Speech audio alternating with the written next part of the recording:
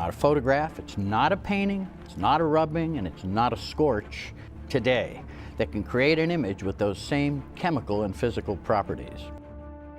According to the biblical account, Jesus' body was wrapped in linen before being placed in the tomb. That simple detail has become the center of an intense scientific and historical investigation. In 1978, a highly skilled American photographer named Barrie Schwortz traveled to Turin, Italy as part of a 33-member research team assembled to examine the cloth. Put together a team of experts in various appropriate disciplines, and let's see if we can get permission and go to Turin and answer a single question: how was the image formed?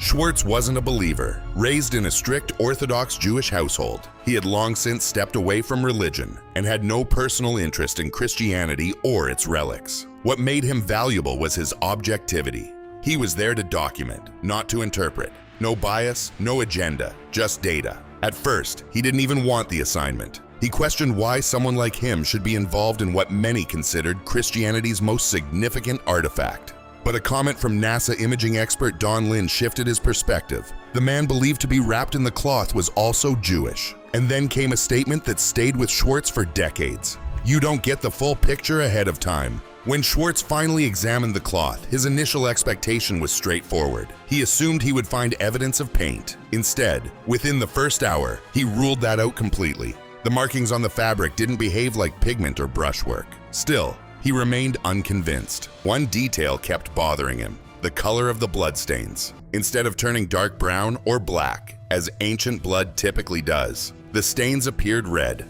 That anomaly alone kept him skeptical for nearly 2 decades. It contradicted everything forensic science would predict. The breakthrough wouldn't come until 17 years later, triggered by a conversation with a dying blood chemist. That moment would force Schwartz to reconsider everything he thought he understood. But before that turning point, the mystery had already begun decades earlier, with a discovery that shocked the world. In 1898, inside the Cathedral of St. John the Baptist in Turin, an amateur photographer named Secondo Pia was granted rare access to photograph the cloth during a public exhibition. Photography at the time was slow and unforgiving. Using bulky equipment and intense magnesium flashes, Pia captured images on large glass plates. Later that night, as he developed one of the negatives in his darkroom, something unexpected appeared. Instead of the usual distorted inversion typical of photographic negatives, he saw a remarkably clear and lifelike human face. This shouldn't have been possible. In a standard negative, light and dark values are reversed, often producing unnatural and flattened features. But this image looked like a fully formed portrait, detailed, proportionate, and anatomically precise. The explanation was startling. The image on the cloth itself behaves like a photographic negative. When photographed, it produces a positive image. This raised a question that still challenges researchers today. How could anyone, centuries before the invention of photography, create such an image? No medieval artist had the knowledge or tools to design a reverse tonal image across a 14-foot piece of linen, especially without being able to preview the result. Human vision doesn't naturally process the world in negative form, and no known artistic technique can replicate the effect seen on the cloth. For decades, that mystery remained unresolved. Then in 1976, another unexpected development deepened the puzzle. 2 physicists, John Jackson and Eric Jumper, analyzed an image of the cloth using a device originally designed for space exploration, a VP8 image analyzer. This machine converts variations in brightness into 3-dimensional data, typically used to map planetary surfaces. When applied to ordinary images, the results are meaningless distortions. That's because brightness in normal images reflects light, not physical depth. But the cloth produced something entirely different. The output revealed a coherent 3-dimensional human form. Facial structure, body contours, and proportions appeared accurately mapped, as if the image encoded spatial information rather than just light and shadow. Even the engineer who designed the device, Peter Schumacher, had never seen anything like it. The data behaved as if the image recorded actual distance between the body and the fabric. In nearly 5 decades since, no painting, photograph, or digital recreation has successfully reproduced this effect. Which leads to a critical question. How could such information be embedded into fabric long before the existence of modern imaging technology? Despite all of this, many researchers remain cautious. They may reject the idea of a supernatural explanation, but at the same time, they cannot fully explain how the image itself was formed.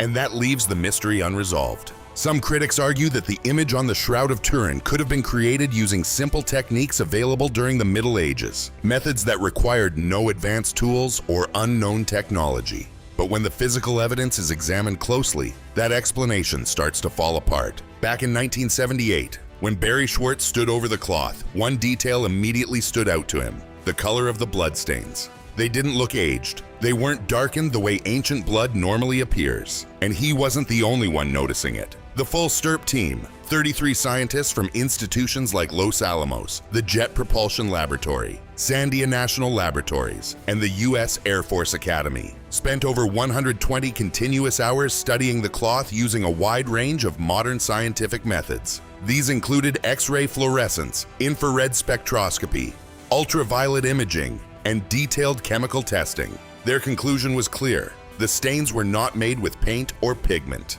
Chemists John Heller and Alan Adler confirmed the presence of real blood components: hemoglobin, albumin, and heme derivatives. They also identified serum separation patterns, known as halos, which form naturally when blood dries. These halos are critical. They weren't understood until modern forensic science, meaning a medieval artist would have had no reason or ability to replicate them accurately. But perhaps the most decisive detail is the sequence of events preserved on the cloth. The bloodstains were deposited first. The body image appeared afterward. Beneath the blood, there is no image at all. This completely contradicts every known artistic method. A painter always creates the body first, then adds blood as a final detail. The shroud shows the opposite order. That alone eliminates painting, rubbing, printing, and any known contact transfer technique. The blood itself tells a disturbing story. In 2017, researchers from the University of Padua analyzed microscopic fibers from the cloth using advanced electron microscopy. They reported the presence of creatinine particles at levels typically associated with rhabdomyolysis, a condition caused by extreme physical trauma where muscle tissue breaks down into the bloodstream. In simple terms, the individual represented on the cloth appears to have endured severe, prolonged torture before death. This aligns with historical descriptions of Roman scourging using the flagrum, a whip embedded with metal and bone fragments capable of causing deep tissue damage. The markings on the cloth appear consistent with over 100 strikes, likely delivered by two individuals from opposite sides. However, it's important to be precise here. The 2017 study was later retracted due to procedural concerns. While its findings are consistent with earlier independent research, the retraction means its conclusions remain debated. Moving to another critical detail, the placement of the wounds. For centuries, artistic depictions of crucifixion, from Giotto to Michelangelo and Peter Paul Rubens, have consistently shown nails driven through the palms. But modern anatomical testing tells a different story. In the 1930s, French surgeon Pierre Barbet conducted experiments using cadavers and demonstrated that the soft tissue of the palm cannot support the weight of a human body. The nails would tear through. Instead, the nails must pass through a specific area in the wrist, known as Destot space, where the skeletal structure can bear the load. Each time Barbet replicated this, the same physiological reaction occurred. Damage to the median nerve caused the thumb to contract sharply inward into the palm. Once rigor mortis set in, the thumb would remain locked in that position. Now compare that with the cloth. The hands show only 4 visible fingers. The thumbs are not seen. They are drawn inward, exactly as predicted by this type of injury. This level of anatomical accuracy was completely unknown in the medieval period, yet it appears precisely represented on the cloth. Another intriguing detail is the blood type, AB, a relatively rare group, found in only a small percentage of the global population. What makes this more significant is that the same blood type appears on a separate artifact, the Sudarium of Oviedo, preserved in northern Spain. Unlike the shroud, this cloth contains no image, only blood and fluid stains. Its documented history dates back to at least the 6th century, with records tracing its movement from Jerusalem during the Persian invasion of 614 CE. In 1075, the container holding the cloth was formally opened in the presence of King Alfonso VI of Leon and Castile, along with Rodrigo Diaz de Vivar, a well-documented historical figure. So here we have 2 separate cloths, preserved in different countries with completely independent historical records, and yet they share striking similarities. The blood type matches. The stain patterns correspond to the same facial structure. When analyzed together, researchers identified dozens of matching points between the two. If both cloths covered the same individual, then the sudarium, documented centuries before the medieval period, creates a major problem for the forgery theory, because it would require two identical fakes, created in different regions, with matching forensic details, long before modern science existed. The biological evidence adds another layer. In 2015, geneticist Gianni Barcaccia analyzed DNA traces extracted from dust particles embedded in the cloth. Instead of pointing to a single geographic origin, the results revealed genetic markers from multiple regions: Europe, the Middle East, Africa, and even Asia.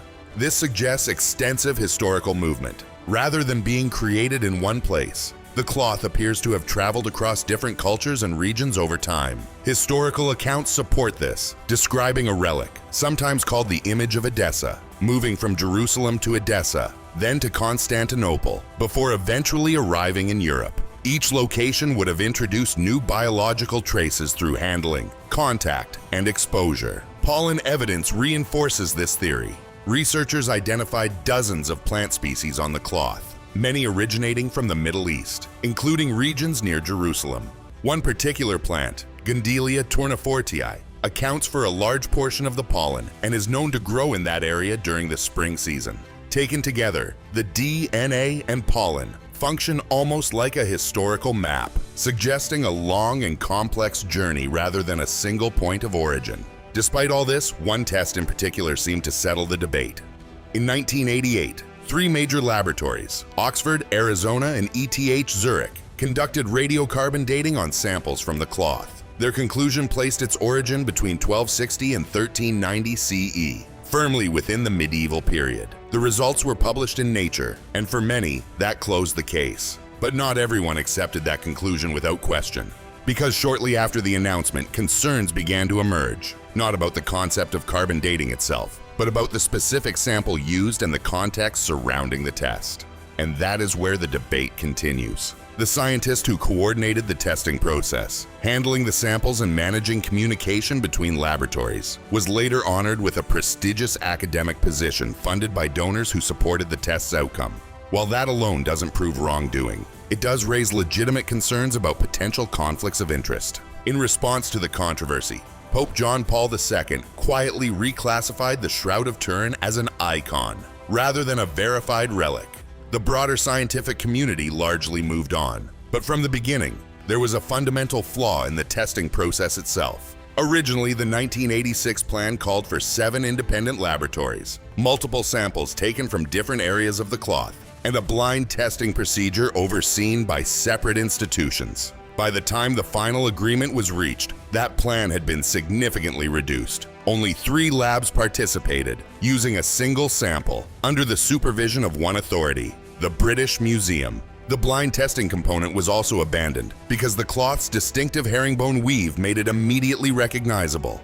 More importantly, the sample came from the most handled section of the entire fabric, the edge that had been touched repeatedly during centuries of public display. This area had been exposed to oils, sweat, candle residue, and environmental contamination. This is where Raymond Rogers enters the story. Rogers was not a believer. He was a highly respected chemist from Los Alamos National Laboratory and had served as the lead chemist for the STURP investigation in 1978. When researchers later proposed that the carbon-dated sample might have come from a medieval repair, he initially dismissed the idea outright. Determined to disprove it, he conducted his own analysis. But when he compared fibers from the tested corner to samples from other parts of the cloth, he discovered significant differences. The dated sample contained cotton fibers, specifically a Near Eastern variety, not found elsewhere on the cloth. It also showed traces of plant-based dyes and binding substances used to blend repaired sections with older fabric. These findings suggested that the tested material may not have been part of the original cloth at all, but rather a later repair, possibly added after fire damage in the 16th century. Rogers published his conclusions in 2005, stating clearly that the radiocarbon results were not representative of the entire cloth. His chemical analysis also indicated that the main body of the fabric lacked vanillin, a compound that naturally degrades over time, while the tested corner still contained it. This difference pointed to a much older age for the original material, Shortly after publishing his findings, Rogers passed away. But the controversy didn't end there. For decades following the 1988 test, the laboratories involved did not release their full raw data. Requests for access were repeatedly denied, raising concerns about transparency. Then, in 2017, French researcher Tristan Casabianca used legal channels to obtain over 700 pages of previously unpublished data from the British Museum.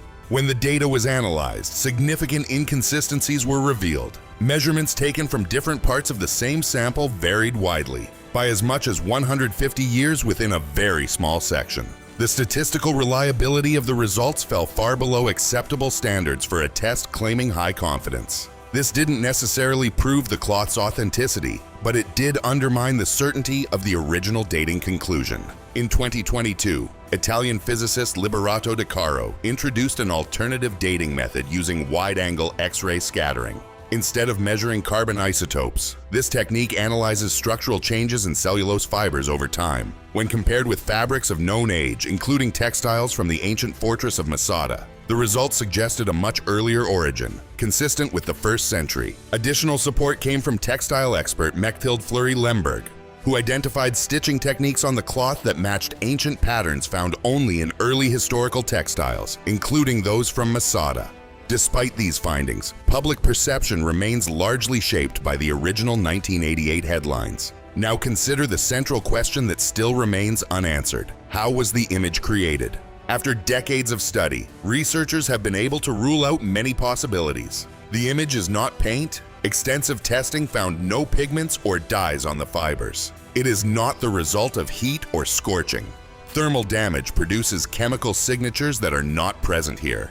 And it is not a photograph, because the image contains three-dimensional spatial information that standard photography cannot produce. The image exists only on the outermost surface of the linen fibers, at a microscopic level thinner than a single bacterium. It is caused by a chemical change within the fibers themselves, not by any external substance applied to them. Each fiber is either altered or untouched, creating a pattern similar to a binary image. The overall picture emerges from the density of these microscopic changes, not from gradients within individual threads. There are no brushstrokes, no directionality, and no evidence of liquid application. Even more unusual, the image appears only on the front and back surfaces of the cloth, not along the sides of the body, as if whatever formed it acted in a strictly vertical direction. In their final report, the STURP team made an unusual admission. No single explanation could account for all observed properties. Chemical theories conflicted with physical evidence, and physical models failed to explain the chemistry. In short, the mechanism remains unknown. Attempts to recreate the image have only deepened the mystery. Scientists at Italy's ENEA research agency conducted experiments using high-intensity ultraviolet lasers. While they were able to produce superficial discoloration on small samples, scaling that effect to match the full image would require an energy burst far beyond current technological capabilities. To this day, no laboratory has successfully reproduced all the characteristics of the image. Then there's the event that nearly destroyed the cloth. In 1532, a fire broke out in the chapel where the shroud was stored. The heat was intense enough to melt silver, which dripped onto the folded fabric and burned through multiple layers. Water used to extinguish the flames left additional damage, and yet, the image itself remained intact. Any conventional artistic medium, paint, ink, or dye, would have been destroyed under those conditions. But the image survived, suggesting it is not made of any material that fire can easily consume. Finally, we return to Barrie Schwortz. For 17 years, he remained skeptical, unable to reconcile the evidence with his expectations, especially the unusual color of the blood. Then, in the mid-1990s, he received a call from chemist Alan Adler, who had spent years studying the samples. Adler explained that the blood contained unusually high levels of bilirubin, a compound released by the body under extreme physical stress. This detail changes everything. Bilirubin interacts with hemoglobin in a way that slows oxidation. Under normal conditions, blood darkens over time, but when saturated with bilirubin, it can retain a reddish appearance far longer. In other words, the color that once raised doubts may actually be consistent with a body subjected to intense trauma. And that realization forced Schwartz to confront a conclusion he had resisted for nearly 2 decades. Years later, Barrie Schwortz would reflect on the exact moment everything changed for him. After nearly 2 decades of skepticism, he realized that the final piece of the puzzle had fallen into place. At that point, there was no intellectual escape left. Every objection he had held on to simply collapsed. The red color of the blood, the detail that had troubled him the most, was no longer a contradiction. It wasn't evidence of forgery. It wasn't paint. It was the result of extreme physiological trauma, so severe that it altered the chemical behavior of the blood itself. Barrie Schwortz later referenced a principle often attributed to Sherlock Holmes. Once all other explanations are eliminated, whatever remains, no matter how unlikely, must be considered seriously. And then he did something unexpected. He accepted the evidence, but he didn't convert. Schwortz remained Jewish for the rest of his life. He never adopted Christian belief, never became a follower of Jesus, and never treated the Shroud of Turin as an object of worship. To him, it was data. Nothing more, nothing less. And that data led him to a single conclusion. The cloth was authentic, whatever that ultimately meant. In 1996, he launched Shroud.com, which would go on to become the largest digital archive dedicated to research on the cloth, predating even major internet platforms. Over time, it attracted millions of visitors from across the world. During a 2013 talk at the Vatican, Schwortz made a striking observation. He said that if there was any divine irony, it might be found in the fact that someone with no emotional connection to Jesus, someone openly skeptical, ended up documenting what many consider the most important artifact in Christianity. He paused, smiled, and added a line that left a lasting impression on the audience. Sometimes the messenger is the least expected person. Think about the contrast. A Jewish photographer standing inside the Vatican addressing a room full of believers, not with faith-based arguments, but with evidence. Not because he wanted it to be true, but because he could no longer dismiss it. Schwortz passed away in June 2024 at the age of 77. A year later, he was honored at an international conference dedicated to the study of the Shroud. Throughout his life, his position never changed. He didn't shift under pressure, and he didn't reinterpret the data to fit a belief system. What influenced him wasn't theology, it wasn't tradition, it was chemistry, specifically a compound called bilirubin, which explained the very detail that once caused him to doubt. Now step back and consider the broader picture. Multiple independent fields, biology, chemistry, physics, genetics, botany, and forensic science, have all contributed pieces to this puzzle.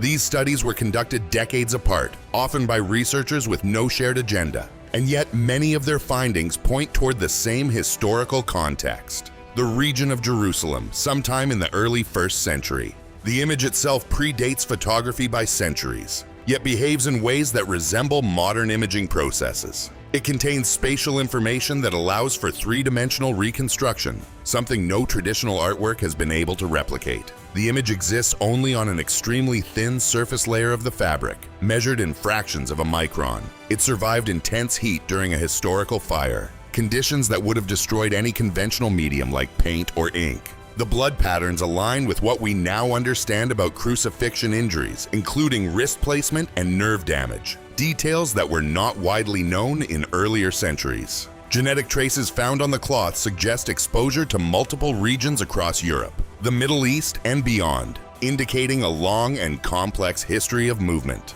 Pollen analysis points to plant species native to areas around Jerusalem, reinforcing that geographic connection. There is even a second cloth, the Sudarium of Oviedo, with matching blood type and corresponding stain patterns, preserved independently in Spain with its own documented history. Meanwhile, the famous carbon dating result from 1988, often cited as definitive, has been challenged due to concerns about sample selection and data consistency. So what does all of this mean? This isn't about telling you what to believe. It's about recognizing that the narrative surrounding this object is far more complex than most people realize. The case was never as settled as it was presented. Today, the cloth remains preserved in Turin, stored under controlled conditions, largely untouched. It carries an image that has yet to be fully explained, along with physical evidence that continues to raise difficult questions. It doesn't demand belief. It simply exists, unchanged, unresolved, and still under investigation after centuries. And maybe that's the most important point. The discussion isn't over. It never really was.